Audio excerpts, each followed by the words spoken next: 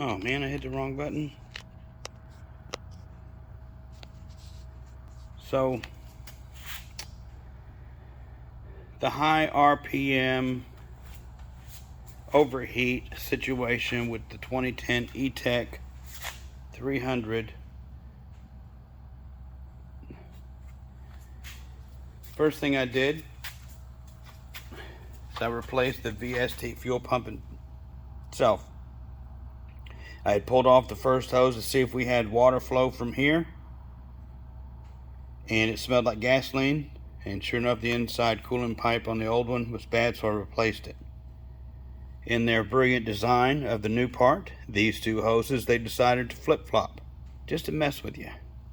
And before I could call and get mad at the people, it says right here inlet.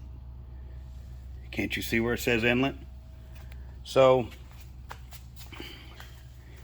I replaced the next logical part, which is the high pressure relief valve. When the pressure gets up high enough from the thermostats, of which I put new thermostats in as well, so I got new thermostats, same problem. Get up on the plane about 5 minutes in, she gets hot. That's what that job is of that part, is to do that.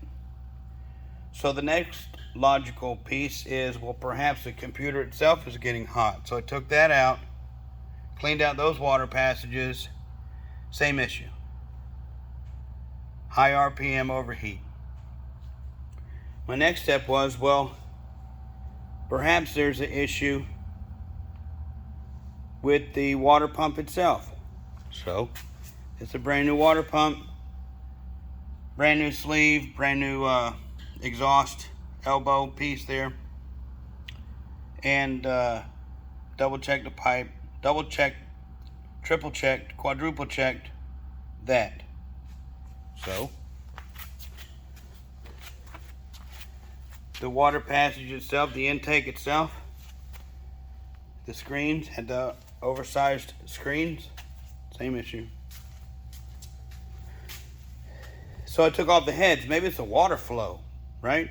If that's doing its job, everything else is doing its job, maybe it's clogged somewhere. It's a 2010 on the salt water. Not just salt water, the Lower Laguna Madre, one of the highest salinity environments there is. So it took off the heads, and you might think, oh, well, I should be sad that I don't see any buildup or blockage. Well, I was really hoping that I had a problem. I couldn't find the problem itself. So what's remarkable about the V6 is the whole motor, that's all filled with water. During operation, all that is filled with seawater. So there's no reason it should be getting hot with that much water in there, and with that pressure relief valve letting the water go through. So being at my wit's end, so then I take off the whole thing to see, well, what if it's cavitation? So once I got to this part, and upon reassembly, I fixed it. I fixed it right up. I fixed the E-Tech.